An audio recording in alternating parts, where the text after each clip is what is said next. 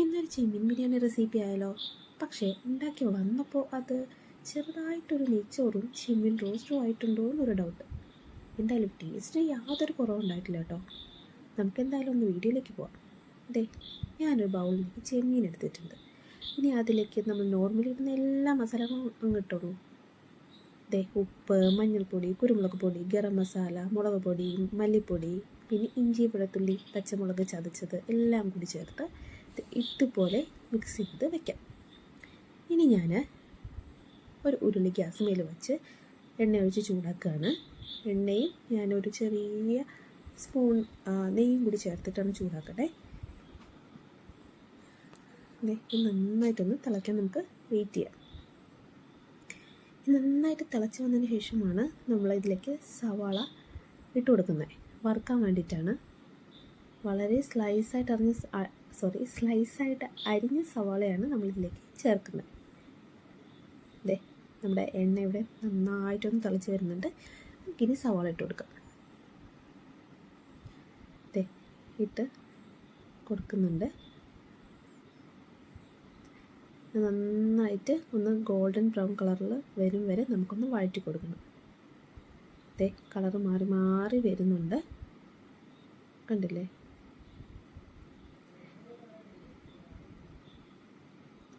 ഇനി ഇതിന്നും ഈ കളറിലേക്ക് മാറുമ്പോൾ നമുക്ക് വറുത്ത് കോരാവുന്നതാണ്. ഇനിയും ഇട്ടാൽ കരിഞ്ഞു പോകാനുള്ള ചാൻസ് ഉണ്ട്. അപ്പോൾ അത്രയും കരിയുണ്ട് കേട്ടോ. അതെ, നമുക്കത് ഉള്ളിങ്ങെടുക്കാം. ഇനി ബാക്കിയുള്ള എണ്ണയിലേക്കാണ് നമ്മൾ മുന്തിരിങ്ങ, അണ്ടിപ്പരിപ്പ് ഇതൊക്കെ വറുത്ത് കോരി വെക്കുന്നത്. അതെ, മുന്തിരിങ്ങ ഇട്ട് കൊടുത്തിട്ടുണ്ട്. ഇത് നന്നായിട്ടൊന്ന് ബൾജ് ചെയ്ത് വരും വരെ ഇളക്കി കൊടുക്കുക.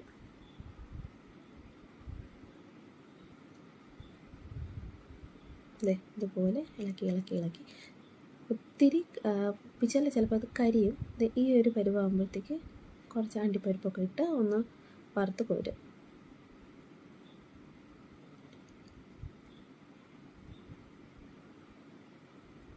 കണ്ടില്ലേ?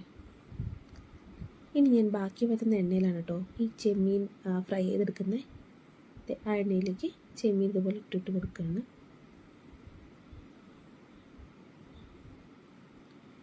ഇനി നമുക്കിത് നന്നായിട്ടൊന്ന് ഫ്രൈ ചെയ്തെടുക്കാം. അതെ, ഇതൊരു വലിയ ചെമ്മീനായിരുന്നു കേട്ടോ. അതുകൊണ്ട് ഞാനിത് രണ്ടായിട്ട് മുറിച്ചിട്ടിട്ടാണ് ഫ്രൈ ചെയ്തെടുക്കുന്നത്. അതെ, നന്നായിട്ട് ഇട്ട് കൊടുത്ത് ഫ്രൈ ചെയ്ത് എടുക്കാൻ പോവാണ്. നമ്മളിത് തിരിച്ച് മറിച്ചൊക്കെ ഇട്ട് കൊടുത്തിട്ട് വേണം ഫ്രൈ ചെയ്യാൻ വേണ്ടിയിട്ട്. നമുക്കിനി ഇത് വറുത്ത് കോരാവുന്നതാണ് കേട്ടോ. അതെ, ഈ പരുവൊക്കെ ആകുമ്പോൾ നമുക്ക് വറുത്ത് കോരാവുന്നതാണ്.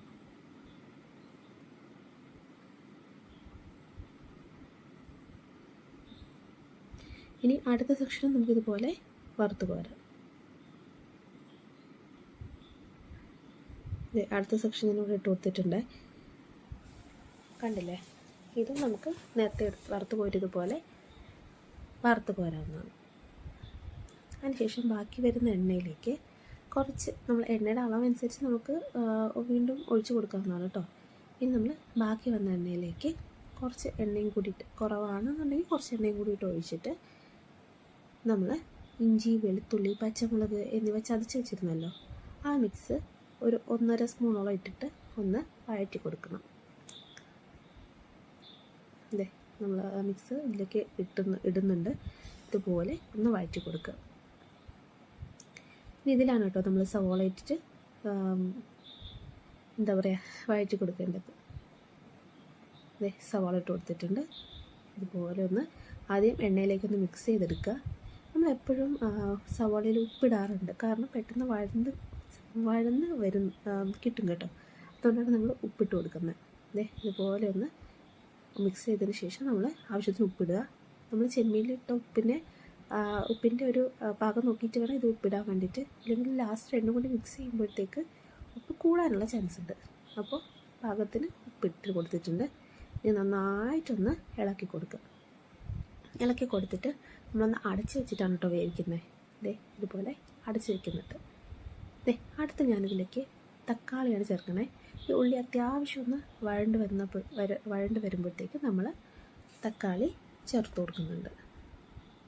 അളവും കാര്യങ്ങളും ഒന്നും പറയുന്നില്ല, ഇൻഗ്രീഡിയൻസ് ഉണ്ടാക്കുന്ന രീതി മാത്രമാണ് ഇപ്പോൾ പറയുന്നത്.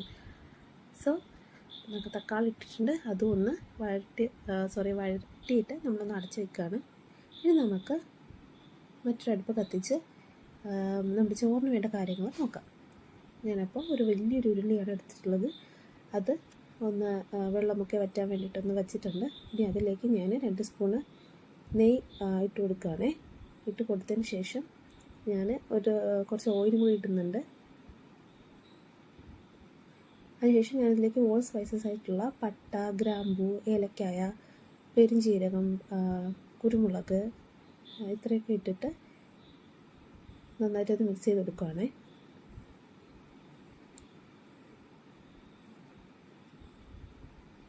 ഇതുപോലെ ഒന്ന് മിക്സ് ചെയ്ത് കൊടുക്കുന്നു. ഇതിലേക്ക് ഞാനൊരു മീഡിയം സൈസിൽ സവാള സ്ലൈസ് ചെയ്തിട്ട് ഇട്ട് കൊടുക്കുന്നുണ്ട്. അതിനോടൊപ്പം തന്നെ ഒരു വളരെ ചെറിയ അളവിൽ ഒരു പിടി ഇഞ്ചി വെളുത്തുള്ളി പേസ്റ്റും കൂടി ഇട്ട് ചേർത്ത് കൊടുക്കുന്നുണ്ട്. ഇനി നമുക്കിത് നന്നായിട്ടൊന്ന് മിക്സ് ചെയ്ത് കൊടുക്കാം. ഇനി ഇതിലേക്കാണ് ഇത് ഒരുപാട് മൂത്ത് പോകരുത് കേട്ടോ. ഈ ഒരു പാകമാകുമ്പോൾ തന്നെ നമുക്ക് വെള്ളം ഒഴിച്ചു കൊടുക്കാം. ഞാനിവിടെ 5 ഗ്ലാസ് അരിയാണ് എടുത്തിട്ടുള്ളത്. അതുകൊണ്ട് തന്നെ 12.5 ഗ്ലാസ് വെള്ളമാണ് എടുത്തേക്കുന്നത്. അതായത് ഒരു ഗ്ലാസ്സിന് 2.5 ഗ്ലാസ് വെച്ചിട്ടാണ് എടുത്തിട്ടുള്ളത് കേട്ടോ. വെള്ളം ഒഴിച്ചു കൊടുത്തിട്ടുണ്ട്. ഇടയ്ക്കിടയ്ക്ക് നാക്ക് സ്ലിപ്പാവുന്നുണ്ട് കേട്ടോ. അപ്പോൾ വെള്ളത്തിൽ ആവശ്യത്തിന് ഉപ്പിട്ട് കൊടുത്തിട്ട് നമുക്കൊന്ന് ഇളക്കി കൊടുക്കാം. എന്നിട്ട് വേണം അടച്ച് വെച്ച് വെള്ളം തിളപ്പിക്കാൻ വെക്കാം. നെയ്ച്ചോറായതുകൊണ്ട് എപ്പോഴും നെയ്യ് വേണം മുന്നിട്ട് നിൽക്കാൻ കേട്ടോ. അതുകൊണ്ട് നെയ്യ് അധികം ഒഴിച്ചിട്ട് വേണം ഓയിൽ ഒഴിക്കാൻ. നെയ്യ് ഒഴിക്കുന്നത് ഒന്ന് വിട്ടു പോയതാണ്. ഓക്കെ, അപ്പോൾ നമ്മളിവിടെ നമ്മുടെ കറി ഇവിടെ ആയിക്കൊണ്ടിരിക്കുന്നുണ്ട്. നമ്മൾ അതിലേക്ക് സെയിം മസാലകളൊക്കെ തന്നെയാണ് കേട്ടോ ഇടുന്നത്. ഉപ്പ്, കുരുമുളക്, ഗരം മസാല, മുളക് പൊടി, മല്ലിപ്പൊടി, മഞ്ഞൾപ്പൊടി, കുരുമുളക് പൊടി, ഇത് ഇത്രയും ഐറ്റംസൊക്കെ ഇട്ട് നന്നായിട്ട് ആവശ്യത്തിന് വെള്ളം ഒഴിച്ചിട്ടുണ്ട്. ഇനി അടച്ച് വെച്ച് വേവിക്കാം. കുറച്ച് കറിവേപ്പിലയും ഇട്ട് കൊടുക്കുന്നുണ്ട്. മല്ലിയിലുള്ളവർക്ക് അതും ഇട്ട് കൊടുക്കാം. ഇട്ട് കൊടുത്തിട്ടുണ്ട്. നന്നായിട്ടൊന്ന് ഇളക്കി കൊടുക്കുക. കണ്ടില്ലേ, നല്ല ഒരു വഴണ്ട് വരിക. എന്നിട്ട് നമ്മുടെ വറുത്ത് വെച്ച ചെമ്മീനൊക്കെ തട്ടി ഒന്ന് ഇളക്കി കൊടുക്കുക. ഒത്തിരി ഇട്ട് കുത്തി പൊടിക്കാൻ നിൽക്കണ്ട. ഇതുപോലെ വളരെ നൈസായിട്ട് വേണം ഇളക്കി കൊടുക്കുക. അപ്പോൾ നമ്മുടെ കറിയുടെ പരിപാടി ഇവിടെ ഏകദേശം റെഡിയായി വരുന്നുണ്ട്. കറി ഇവിടെ നന്നായിട്ട് വന്നിട്ടുണ്ട്. തൈര് വേണ്ടവർക്ക് തൈര് ചേർക്കാം. ഞാനിവിടെ ചേർത്തിരുന്നു, വളരെ കുറഞ്ഞ അളവിൽ 1 സ്പൂൺ അളവിലേ ചേർത്തിട്ടുള്ളൂ. അത് വീഡിയോയിൽ എടുക്കാൻ വിട്ടുപോയതാണ് കേട്ടോ. അപ്പോൾ നമ്മുടെ വെള്ളം ഇവിടെ തിളച്ച് വന്നിട്ടുണ്ടേ. നമുക്കിനി നമ്മുടെ അരി ഞാനിവിടെ നേരത്തെ കഴുകി അത് വെള്ളം ഊറ്റാൻ വേണ്ടിയിട്ട് വച്ചിട്ടുണ്ടായിരുന്നു. വെള്ളമൊക്കെ പോയി നല്ല ഡ്രൈ ആയിരിക്കുകയാണ് അരിയും കൂടി നമുക്ക് ഇതിലേക്ക് തട്ടിക്കൊടുക്കാം. വെള്ളം നല്ല വെട്ടി തിളയ്ക്കുന്നുണ്ടല്ലേ. ഇതിലേക്ക് നമുക്ക് നമ്മുടെ അരി തട്ടിക്കൊടുക്കാം.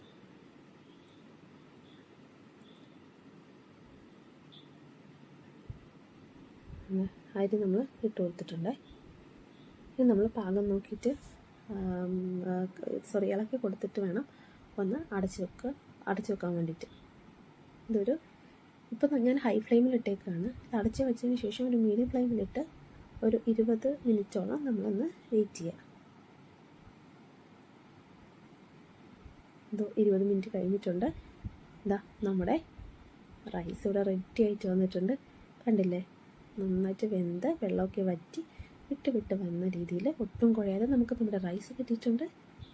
ഇനി നമുക്കിതിലേക്ക് നമ്മുടെ വറുത്ത് വെച്ചിരിക്കുന്ന ഐറ്റംസൊക്കെ ചേർത്ത് ഒന്ന് റെഡിയാക്കി എടുക്കാം. ഞാനിതിൽ ചെമ്മീനും റൈസും കൂടി മിക്സ് ചെയ്യുന്നില്ല. അതുകൊണ്ട് തന്നെ ഞാൻ ഈ റൈസിലേക്ക് നെയ്യ് ഒഴിച്ചിട്ടുണ്ട്. സവോളയും നമ്മുടെ അണ്ടിപ്പരിപ്പ്, മുന്തിരിങ്ങ ഇതെല്ലാം കൂടിയിട്ട് ഇതിൻ്റെ മുകളിലേക്ക് ഞാൻ വിതറുകയാണ്.